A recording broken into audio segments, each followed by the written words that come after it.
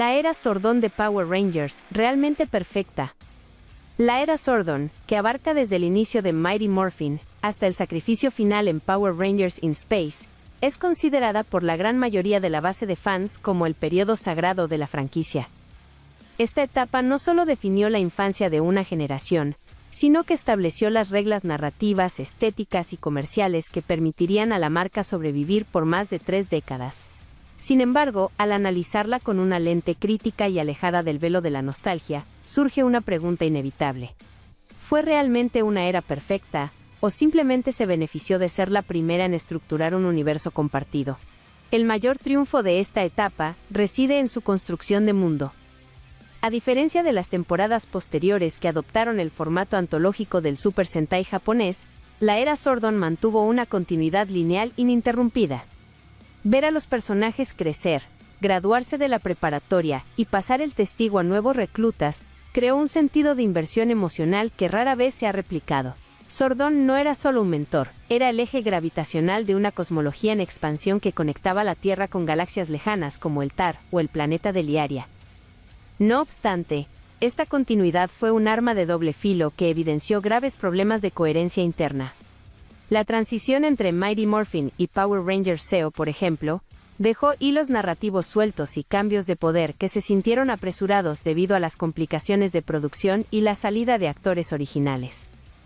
La perfección de la trama a menudo se veía sacrificada para encajar el metraje japonés de series que no tenían relación entre sí, forzando explicaciones pseudocientíficas que vistas hoy resultan inconsistentes. Un punto crítico es el desarrollo de personajes, el cual era notablemente estático en los primeros años. Durante gran parte de la era original, los Rangers eran arquetipos de adolescentes con actitud, pero con personalidades casi impecables y sin conflictos internos reales. No fue sino hasta la llegada de personajes como Tommy Oliver y su redención como el Ranger Verde, o la evolución de Andros en In Space, que la serie comenzó a explorar matices de gris, trauma y responsabilidad, elevando el tono de un show que inicialmente era puramente episódico.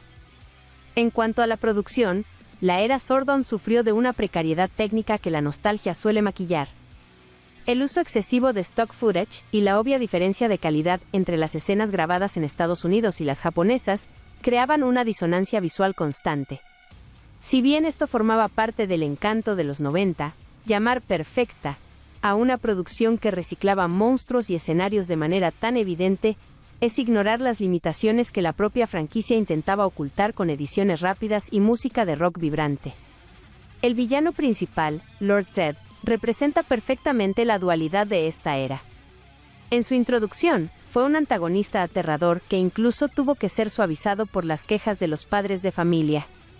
Sin embargo, su posterior domesticación, al casarse con Rita Repulsa, convirtió a la amenaza más grande de la galaxia en un alivio cómico. Esta inconsistencia en el tono, oscilando entre lo épico y lo ridículo, es una de las mayores debilidades de la era, pues restaba peso dramático a las apuestas de la historia. Por otro lado, la era Zordon fue pionera en la representación y diversidad en la televisión infantil, aunque de manera imperfecta. Presentar un equipo multirracial en 1993 fue un paso audaz, pero los estereotipos visuales, el Ranger negro y la Ranger amarilla, generaron críticas válidas con el tiempo. Aún así, el impacto cultural de ver a un grupo diverso trabajando por un bien común fue un mensaje poderoso que cimentó la identidad de la marca como un espacio inclusivo, mucho antes de que fuera la norma en la industria. La transición a Power Rangers Turbo casi destruye el legado de esta etapa. Considerada por muchos como el punto más bajo de la era, Turbo introdujo elementos que alienaron a la audiencia, como el Ranger niño, Justin, y tramas que carecían de la gravedad de Zeo. Aquí se hizo evidente que la fórmula se estaba agotando, y que la dependencia de la figura de Zordon estaba limitando la creatividad de los guionistas, quienes parecían no saber cómo mover la historia hacia adelante sin repetir los mismos tropos de los años anteriores. Sin embargo, el milagro de Power Rangers in Space salvó la franquicia y cerró la era de forma magistral. Esta temporada demostró que la serie podía tener una narrativa serializada, dramática y con apuestas reales. El sacrificio de Zordon al final de Countdown to Destruction es, posiblemente, el momento más importante de toda la historia de Power Rangers, Fue un cierre emocionalmente perfecto, que redimió los errores de temporadas previas y dio sentido a cada batalla librada desde el primer episodio en Angel Grove. Si analizamos la era desde la perspectiva de la innovación, fue impecable. Lograron crear una marca global utilizando retazos de una cultura ajena, adaptándola con una banda sonora icónica y un carisma que trascendió fronteras. La música de Ron Wasserman, por ejemplo, sigue siendo el estándar de energía para cualquier serie de acción. La capacidad de la era Zordon para reinventarse visualmente a través de los trajes y los Megazords mantuvo el interés comercial en niveles que la franquicia nunca volvió a alcanzar. Pero la perfección técnica y narrativa es otra historia. Los agujeros de guión son masivos. ¿A dónde fueron los poderes de los Power Rangers originales después de la película?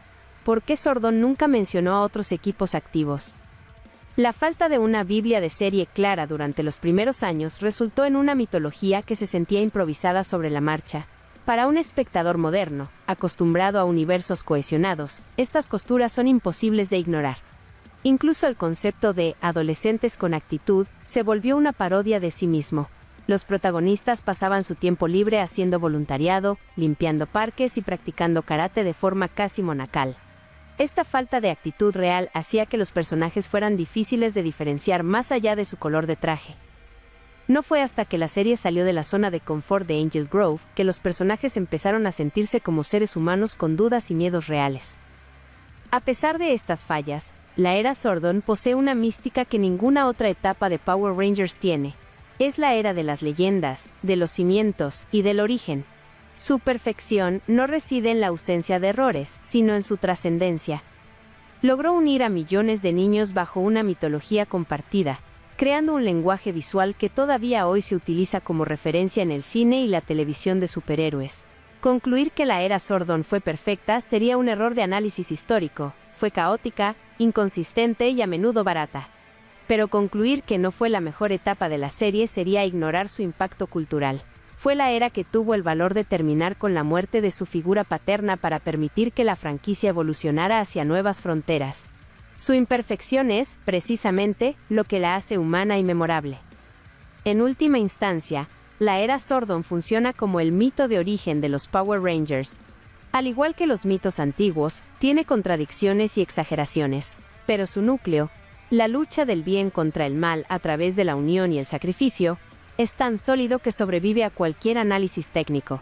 No fue perfecta en ejecución, pero fue perfecta en su propósito: crear un legado que, 30 años después, sigue inspirando a nuevos creadores a expandir la red de la metamorfosis.